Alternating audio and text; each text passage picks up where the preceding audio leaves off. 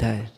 एक साधे सब साधिया, सब साधे एक जाए, जैसे सींचे मूल को फूले फले अगाए। एक मन को साध लो, एक मन को, सब सध जाएगा। फिर बस सब सध जाएगा।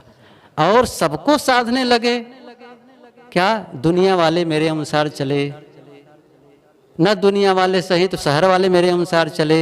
अच्छा शहर वाले नहीं तो कम से कम गांव वाले चले। अच्छा घर वाले मेरे अनुसार चले। हम कितने के अनुसार चलते हैं, अपने को देख लें। हम कितने के अनुसार चलते हैं, नहीं चल पाते हैं।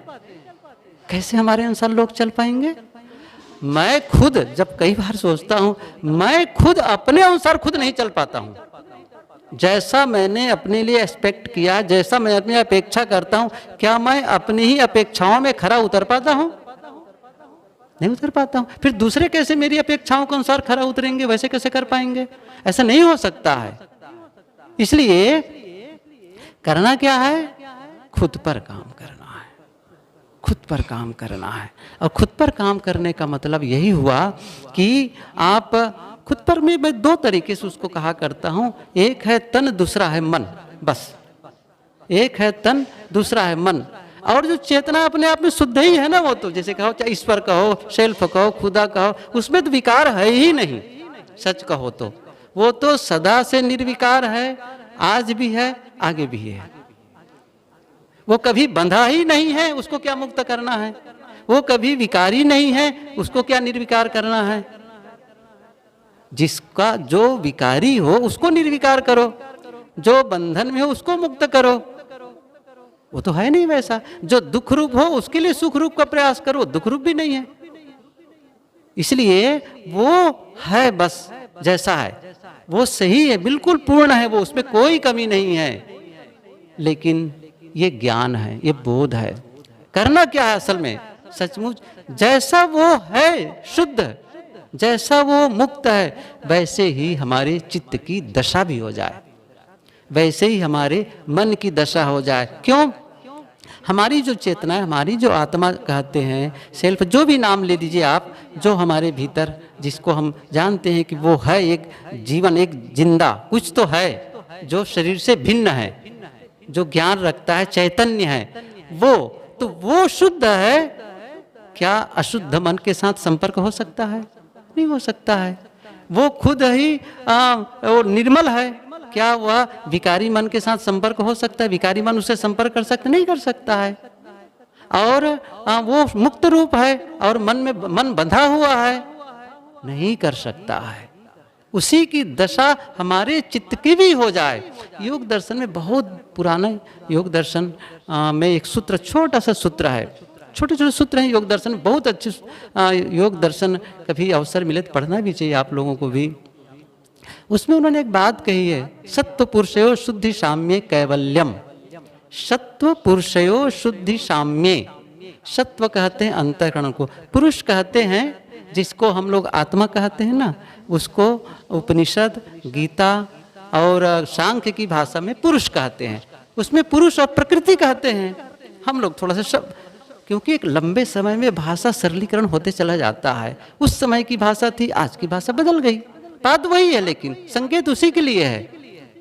तो उसने क्या कहा है कि जैसा पुरुष शुद्ध है, वैसा आपका सत्व अंतस भी, अर्थात चित्त भी, जिसको हम लोग मन भी कहें चलेगा, शुद्ध हो जाएगा। तब कैवल्यम, अर्थात साधना क्या है? चित्त को शुद्ध करना, मन को साफ करना। ये सदगुरु कबीर ने कहा है, जब दर्शन को दिल चाहिए तो दर्पण मांजत रहिए, दर्पण में लागी काई तो दरस कहाँ से पाई, गुरु से कर मेल गंवारा क्या सोचत बारंबार। एक भजन है उनका कि दर्पण में लागी काई तो दरस कहाँ से पाई। जब दर्शन को दिल चाहिए तो दर्पण मांजत रहिए। ये बीजक में भी एक पंक्ति आई है कि हृदय भीतर आरसी, मुख देखा नहीं जाए, मुख तो तभी देखियो जब दिल की दुविधा जाए। एक दर्पण है चित्त, लेकिन वहाँ पर वो अपना रूप नहीं दिख रहा है। साहब कहते हृदय भीतर आरसी, मुख देखा नहीं जाए, मुख तो तभी देखियो जब दिल की दुविधा जाए। जो मन में द्विधापन है, द्वंद्व है, विकार है, ये जब साफ हो जाएगा, दर्पण के भी सामने मैल हो तो दर्पण साफ करेंगे तभी तो चेहरा दिखेगा। ऐसे ही चित्त चित्त दर्पण करी ले। अच्छे पंक्ति सुने होंगे, तोरा मन दर्पण कहलाए। मन दर्पण कहलाए कैसे? साफ होना चाहिए, चित्त की दशा साफ हो, वो चित्त की दशा को साफ करना मन। और ये काम अपने आप नहीं होगा, अकेले बैठें, समय निकालें, ध्यान चिंतन थोड़ा करें, थोड़ा स्वाध्याय करें, आत्मावलोकन करें, अपने मन के बारे में सोचें। और मैंने कहा ना, अभ्यास उस शांत की दशा में।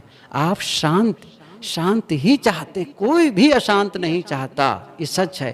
कोई नहीं चाहता मेरा मन विकारी हो, मैं अशांत रहूं, कोई नहीं चाहता, सभी चाहते हैं, लेकिन अभ्यास से होगा। कोई भी ओलंपिक में भी जो मेडल लाना चाहता है प्लेयर, जो चाहता है कि मुझे ओलंपिक में गोल्ड मेडल मिले, उसके पहले कितना अभ्यास करता है वो? 15 सेकंड के प्रदर्शन के लिए 15 साल मेहनत करता है वो। और हम लोग कितनी मेहनत करते हैं? ये तो मेडल से भी बढ़ के है ना, कई मेडल से बढ़ के है। तो सबसे बड़ा मेडल तो ये है, उस चित्त की शांति की अवस्था चाहते हैं, उसके लिए कितना अभ्यास चाहिए? नहीं कर पाते हैं अभ्यास। तो जिसका अभ्यास ज्यादा होता है वो बार बार आता है। असहनशीलता बार बार, अभ्यास ज्यादा हो गया है।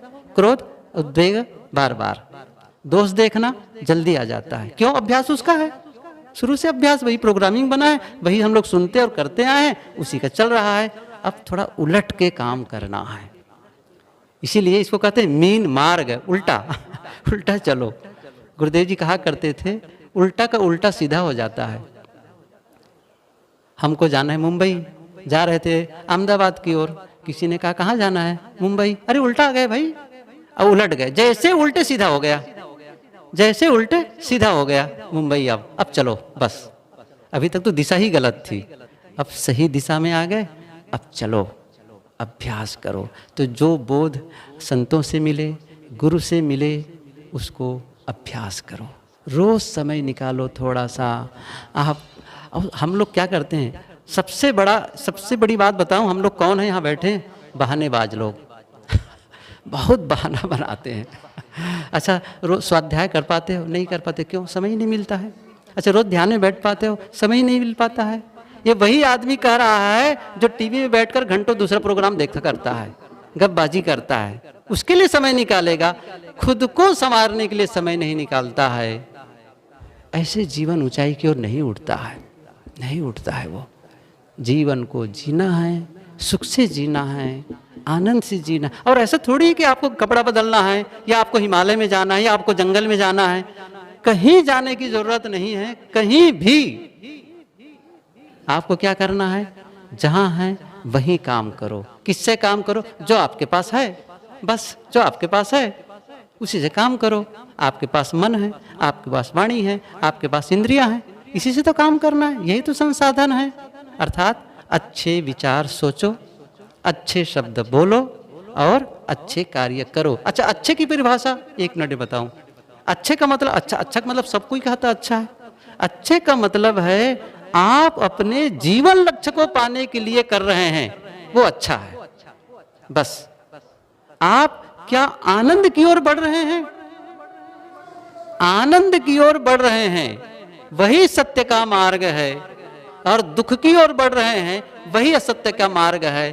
और कोई सत्य और असत्य का मार्ग नहीं है। यदि आप रोज आनंद की ओर गतिमान है, इसका मतलब है आप सत्य के मार्ग पर चल रहे हैं। और दुख बढ़ रहा हो, दुख यदि उसका अनुभव हो रहा है रोज रोज, इसका मतलब असत्य के मार्ग पर चल रहे हैं। लेकिन असत्य के मार्ग पर भले जैसे उल्टेंगे रास्ता सीधा हो जाएगा, सीधा हो जाएगा। और ये हम कभी भी यू टर्न जीवन में ला सकते हैं।